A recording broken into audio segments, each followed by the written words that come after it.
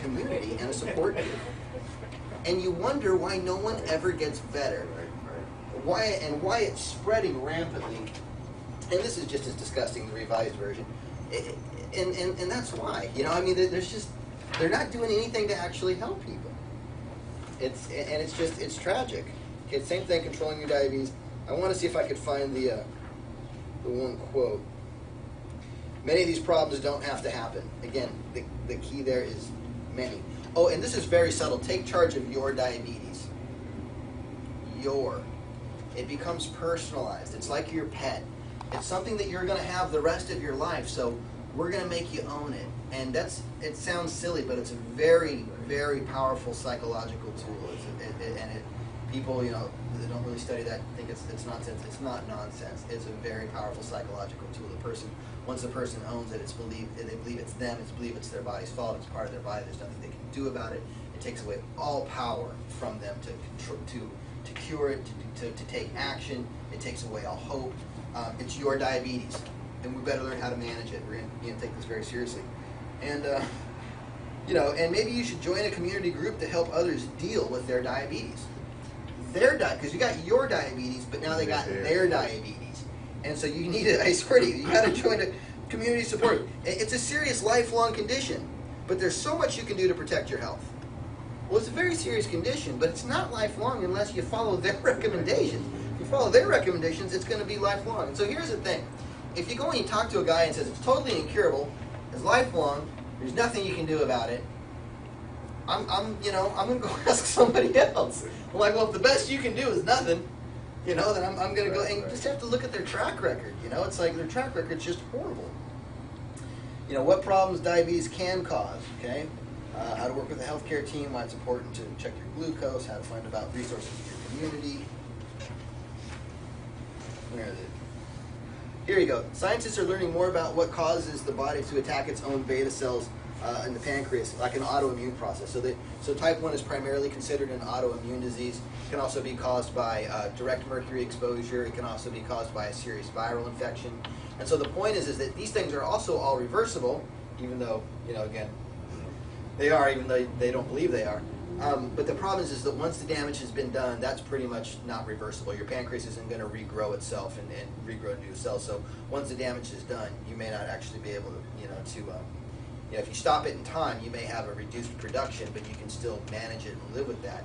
But once it's totally damaged or very severely damaged, there's no guarantee that you're going to get that back. Okay, and then talking about again how it's a genetic fact. It's a genetic factor, but it absolutely is not genes. There was one more thing I was hoping to find. We talked about how you need an emotional support group so you can get together and talk about your feelings. It's like, what does that have to do with it? I'll tell you how I would feel. I'd feel frustrated and angry, especially once I found out there was a cure and nobody told me. Now, these are the doctor's recommendations, and this was all based off that 2004 report. So this is what they tell us doctors to do. Diabetes management. No cure, management.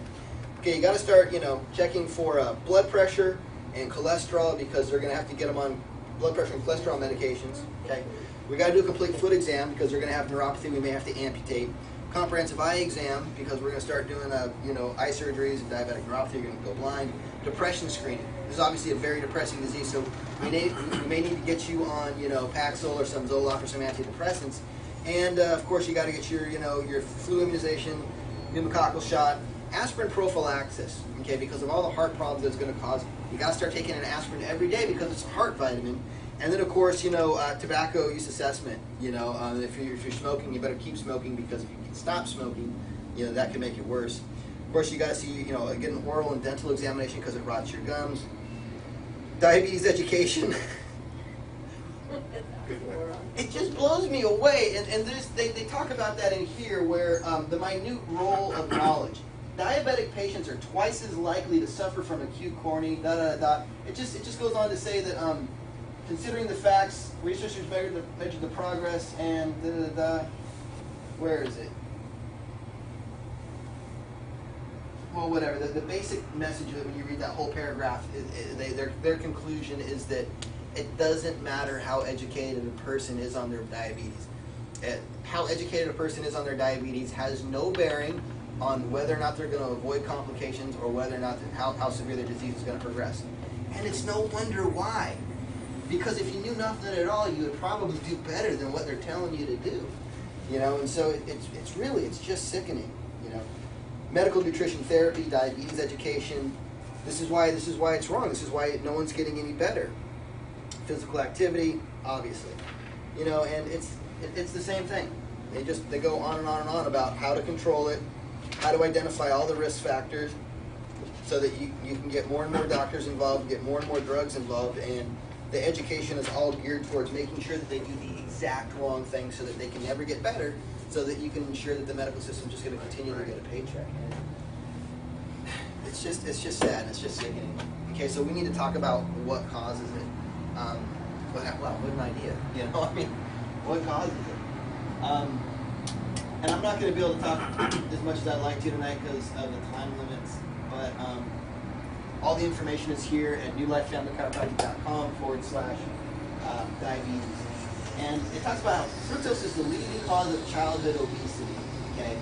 And, it should be obvious, and Dr. Leslie was talking about how one of the primary roles there is leptin, because type 1 diabetes is primarily caused by autoimmune disorder, okay? It's not genetic. Why is it happening in kids? Okay, the reason it's happening in kids is I believe because of all the vaccinations that they get at a young age and all the mercury exposure. It's not just an autoimmune disorder that causes this. It can also be direct mercury exposure, which is also from vaccination. That can cause that. Also can be a very severe viral infection, okay, which again can be because of a contaminated vaccination. But it's not just the vaccinations. There are other things. The mercury and the dental amalgams can also, fire off these problems as well. Also, if you get leaky gut syndrome, okay, because you have too much, garbage in your food, you can absorb foreign proteins, and it's possible to get it that way. That's how you get type 1 diabetes. If that's the case, if you are type 1, you want to go to the autoimmune seminar, New Life Family Chiropractic /autoimmune. You can learn how to, kind of close the door and deal with autoimmune disorders better. And then you still have to do all the same recommendations for type 2 diabetics. That's a very small percentage of diabetes. Most diabetes is type 2, which is where your body becomes insulin resistant. That's the key, insulin resistant. Okay, so what happens is that when you eat foods that are high in sugar, more and more and more, your body has to kick out more and more insulin. And when you eat foods that really spike your blood sugar very high, your body has to put out massive amounts of insulin.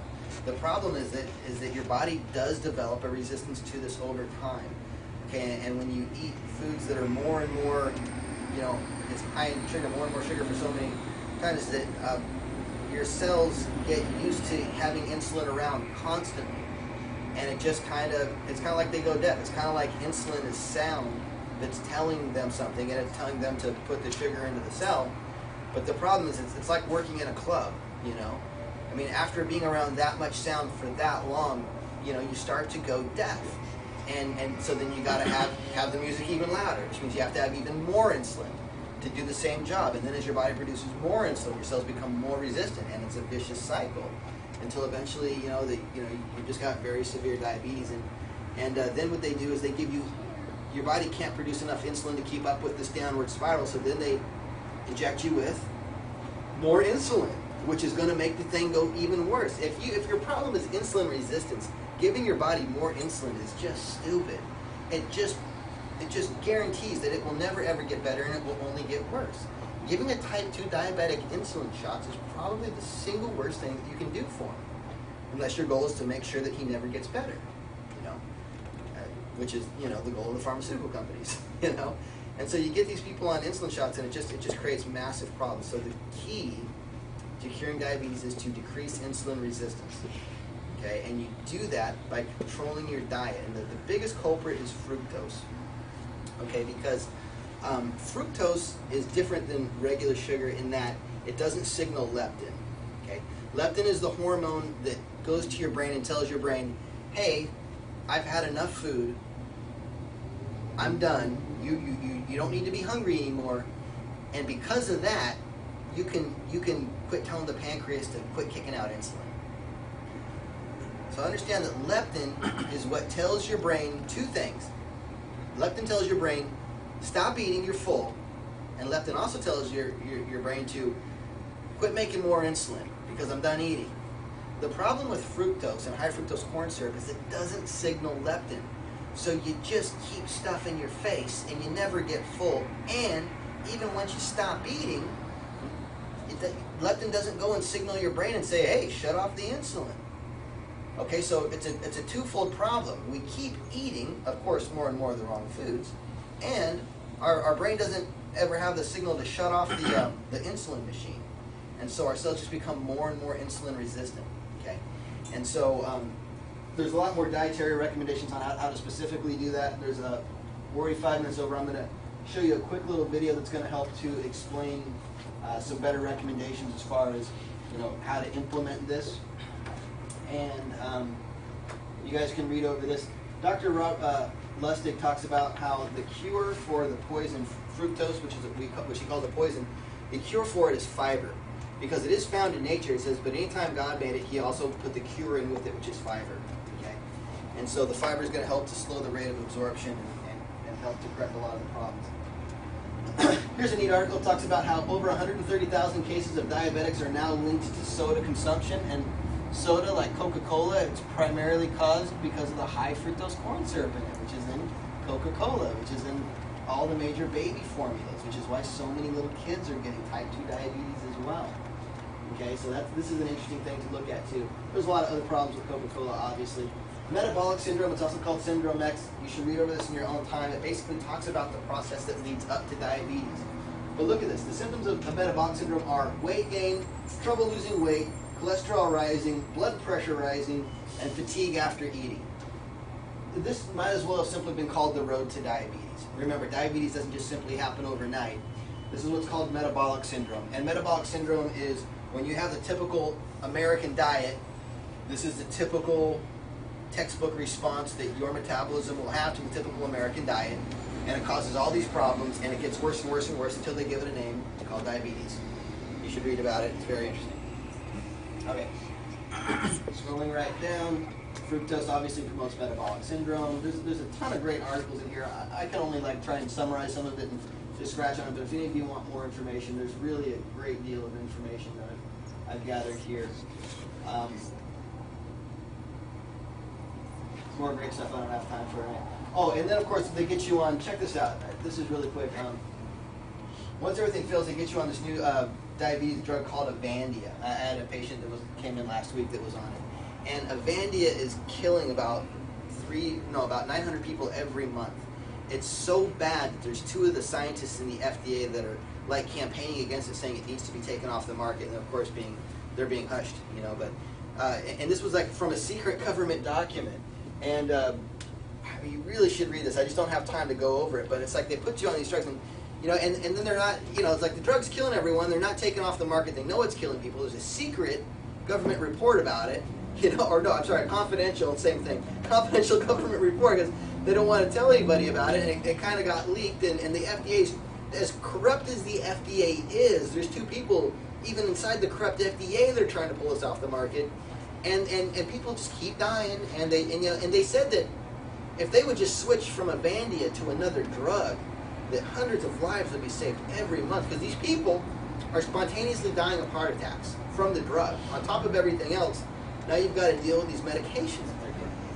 And here's a big surprise. Mayo Clinic is dead wrong on diabetic recommendations. Well, because we just went over what they're telling.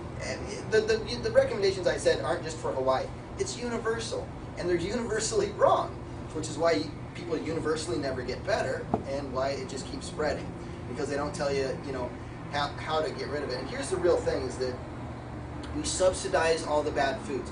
One of the largest predictors of obesity in America is your economic status. The poorer you are, the more likely it is that you're a big fatty, which is totally counter to what we would think. We'd think, well, geez, if you're really poor and you're indigent and you can't afford food, and you're starving, you're going to be skinny. It doesn't work like that.